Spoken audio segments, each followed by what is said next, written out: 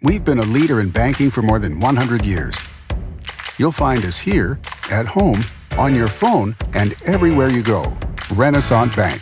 Understanding you. Member FDIC. Equal housing lender.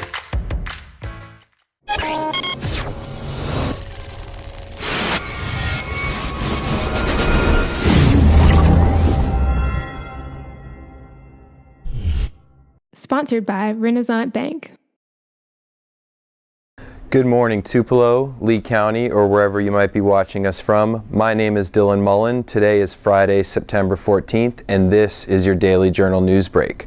We'll start with the weather. It's 83 degrees in Tupelo right now. Today's high is 93 with a 30% chance of rain throughout the day.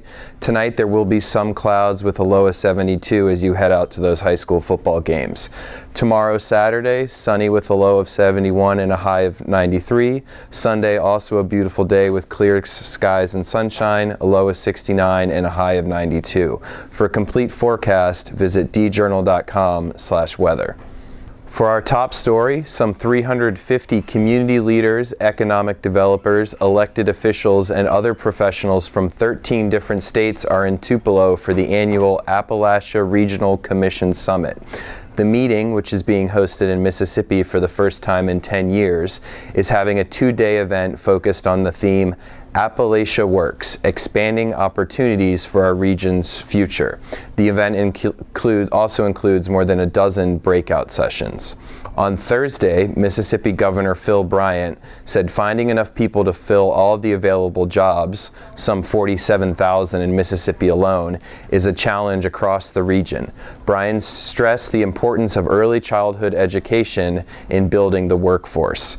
The governor told the attendees at Bancorp South Arena, quote, "It starts early in pre-K. We have a program where we train childcare workers so those soft skills that children learn between 7 weeks and 3 years old are so very important. Believe it or not, that's when you learn conflict resolution. That's when you learn team building."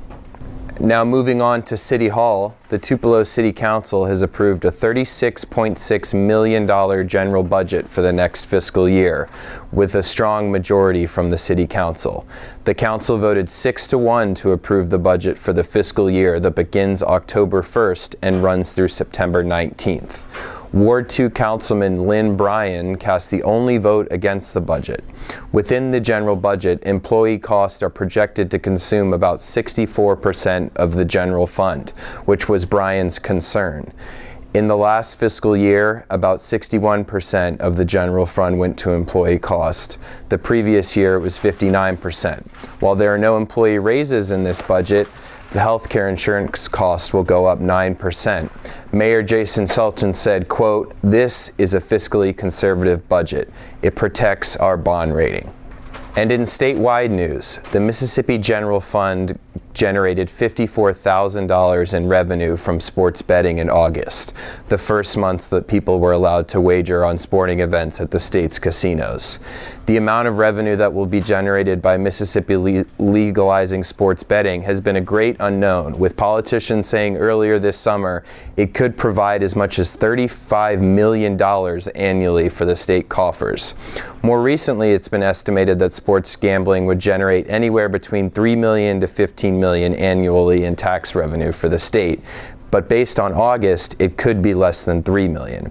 However, in August, not all of 28 of the state-regulated casinos along the Mississippi River and Gulf Coast offered sports betting, so it could take a couple months before those estimates will be more accurate.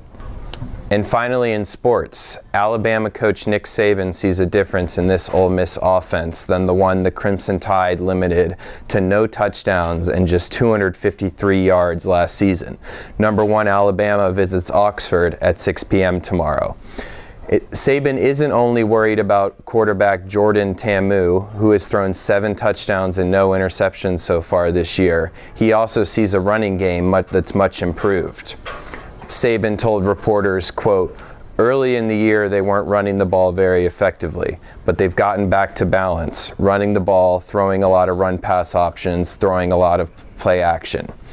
In last year's loss to the Tide, Ole Miss managed just 88 rushing yards. All right, that'll do it for today's news break. Thanks for joining us. Have a good weekend, everyone, and we'll see you back here on Monday.